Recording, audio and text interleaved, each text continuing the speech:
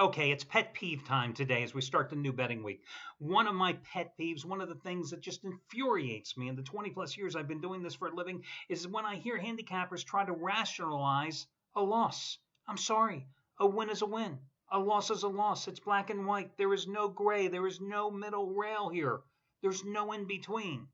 Now, I will admit to you, however, and I've told you this many times in the past, that some losses definitely harder to deal with, harder to absorb, harder to compensate for when you try to get out of bed the next morning going, how did you lose that game, than others. Case in point.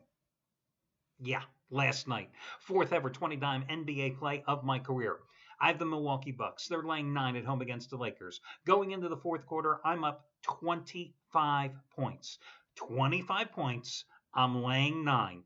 I'm feeling pretty good. You should have been feeling pretty good if you were with me too yesterday, because it was the featured half-price play of the day. And naturally, the Lakers outscore the Bucks 36-18 on the road in the fourth quarter, playing their second straight road game in as many nights. And the final score, Milwaukee wins by 7, laying 9. Game, set, match. What are you going to do? I mean, are you going to sit around and put Adele on your CD player and just wallow away the night? I mean, that'll make you suicidal. No, you shrug your shoulders, you mutter your favorite 7 or 8 obscenities, and you move forward. Because if you focus on the past in this, whether you're a handicapper or a gambler, you often miss the next money-making opportunity that's just right there in front of your face. That's why I don't lament the losses like last night. Same way I don't celebrate the wins, like Saturday's 29 play with Marshall over Old Dominion in college basketball. You can't. You can't, because if you dwell on the past in doing this, you are never going to move forward. Can I get back what I lost last night tonight? No, because there's not a play on the board that I love that much. And that was the fourth ever 20-dime NBA play. No, I'm still playing from a profitable stance, but I definitely got to get that back. Now, that doesn't help any of you that lost like me last night, but the fact is, it was a loser. I'm up 25. I thought I had it, and I didn't, and you move forward.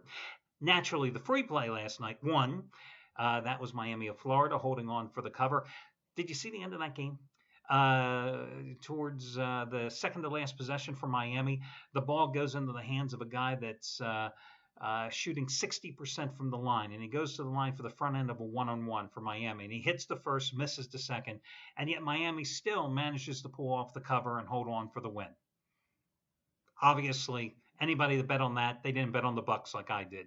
But listen, I've got a free play coming up in just a moment on the Michigan State-Ohio game. I think that's probably my second favorite play here tonight on a very, very weak card. All your other discounts, all your other promos are over on the home page. I guess chief among them tonight would be Trace Adams, who has just had a phenomenal, well, I can't say season, because this run that he is on has gone back, well, to baseball, in fact. Do you know $1 bettors have won over $49,000 following Trace's advice in all sports over the past 132 days? That's kind of a nice 4-month run, isn't it? And tonight, he has a Raise the Bar 1,500 star winner number 15 out of 19. It's more than half price off by using coupon code TRACE, T-R-A-C-E. It's his SEC Dead Mortal Lock on Vanderbilt in Florida, which matches his 1,500 star winner he had on Xavier in the road route of Georgetown on Saturday. And it's even bigger than that 1,000-star play he had on Miami of Florida last night against Virginia. So all your other coupons, etc., are over on the homepage. Let's get to the complimentary play. You know, Ohio State is a bubble team. That's what it comes down to. They have a middling RPI. They don't have any real big signature wins, but they have won 4 straight games. They're coming on an overtime win on the road against Nebraska. They're playing at home tonight against Michigan State. Now, Michigan State, of course, knocked off Wisconsin, ended the Badgers' 7-game winning streak by winning in East Lansing in their last outing. But you have an interesting situation here tonight. You have an Ohio State team that is very strong defensively. But you have a Michigan State team that is not only potent offensively, but also stingy offensively as well. So you have to look at the number. And what does the number tell us?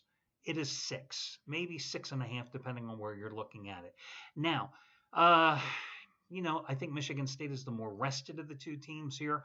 But I'm looking at this game and I'm thinking this is going to probably trend right about the averages for these two teams that they give up points per game defensively, which is right in the mid 60s. I mean, this is one of those games I think is going to be 68-65, 69-64. It's going to be right there around the number because Ohio State knows that it can't allow Michigan State to dominate the boards. It can't allow Michigan State and Denzel Valentine to get out there on the break and get into transition. They've got to slow the tempo of this game.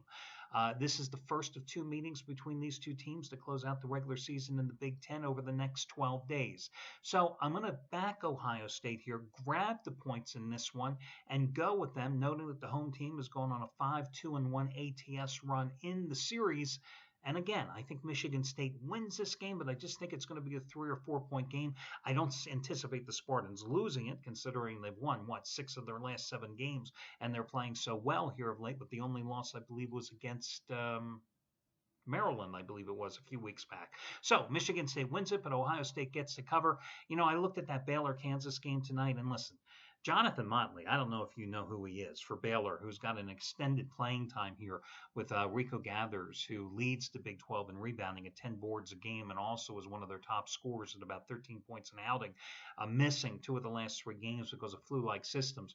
Motley, who is a 6'9", 240-pound sophomore, has just been phenomenal in the last 2 games. 12 for 13 with 24 points and 4 rebounds in the upset win at Texas, 27 points, 10 rebounds, 4 block shots in the overtime win against Iowa State. You know, he is going to give Baylor tonight a different look against the Jayhawks. And they're going to need something different because, listen, the Jayhawks just kicked their asses to start Big 12 play in their home opener in Lawrence. That one was like 102-74, I think, was the final score back on January 2nd.